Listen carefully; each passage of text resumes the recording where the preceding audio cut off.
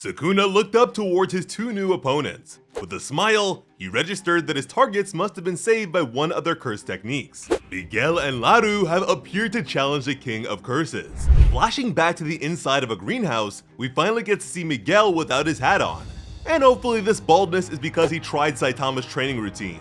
Miguel refused to face someone who could beat even Gojo. Laru argued that Sukuna would already be tuckered out from fighting against Gojo. All he would need to do is help them finish the monster off.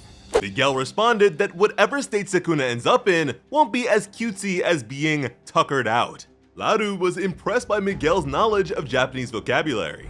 Yuta added that Master Tengen merging with everyone in Japan wouldn't just be a domestic issue. But Miguel preferred the idea of fighting a Godzilla-style cursed spirit to dealing with Sukuna. He then pulled the race card and asked if they think a high-spirited black person can just survive anything.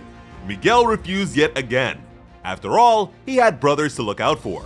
Yuta assured him that the only people who still think like that grew up watching cheesy American movies from the 80s. Laru never even thought of the guy as high-spirited in the first place. Miguel believed that Gojo himself should be bowing and begging him to do this. He expected the Japanese to be more polite. Yuta wondered if he should prostrate himself. To that, Miguel feared that he might have pissed Yuta off and started acting like he was terrified. This conversation really wasn't moving in Yuta's favor. Laru then asked to speak with Miguel one-on-one for a bit. Some time passed. The two of them just sat there in silence for a while. Miguel broke the silence by asking what Laru's plan is.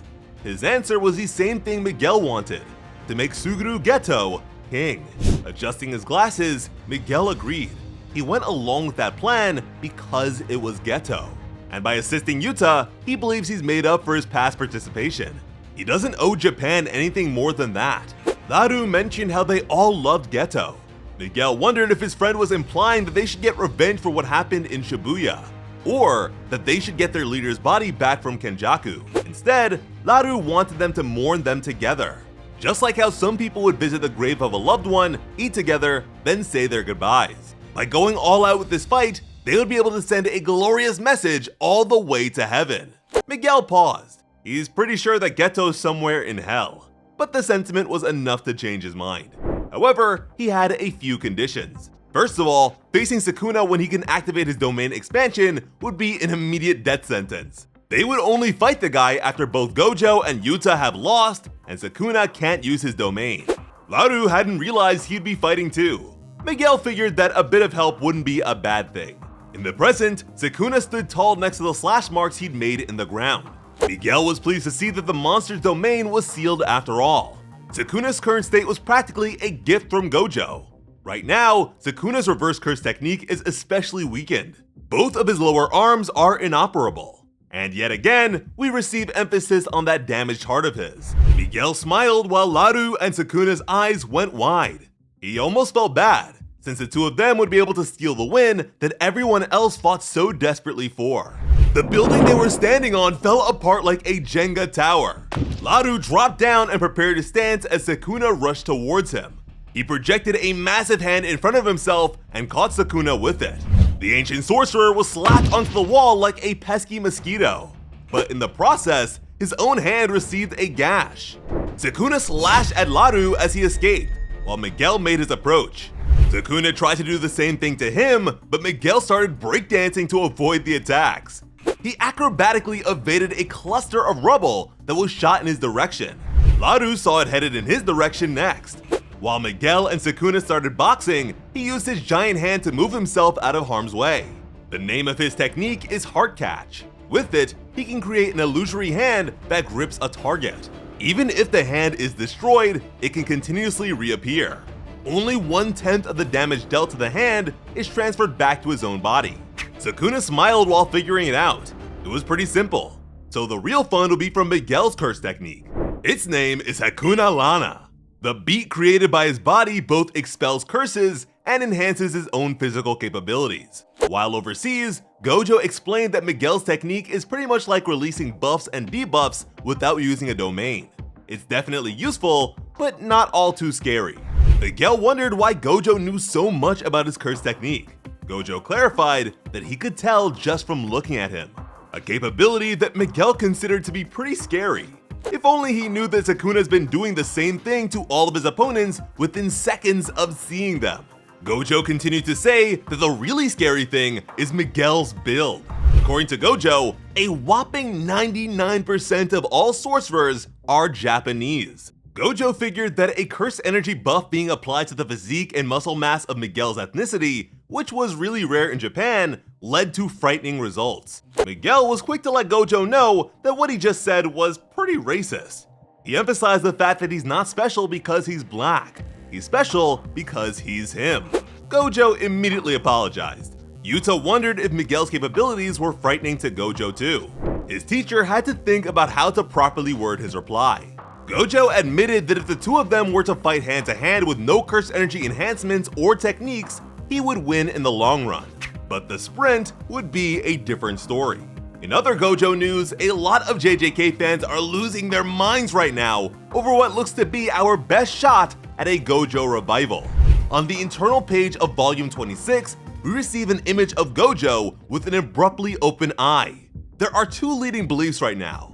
The first is that this is Gojo's reaction just ahead of being killed by Sukuna. The other, more hopeful one is that this is Gojo waking up from death. Now, I for one prefer the copium option here, but let me know what you think. For now at least, Sukuna's eyes went wide. Miguel grabbed and redirected his hands, delivering a hefty blow to the king's stomach. He followed this up with an elbow, but Sukuna remained stone-faced. Behind him, he detected an incoming attack. Sukuna dodged out of the way as a curving beam of blood pierced through the staircase next to him.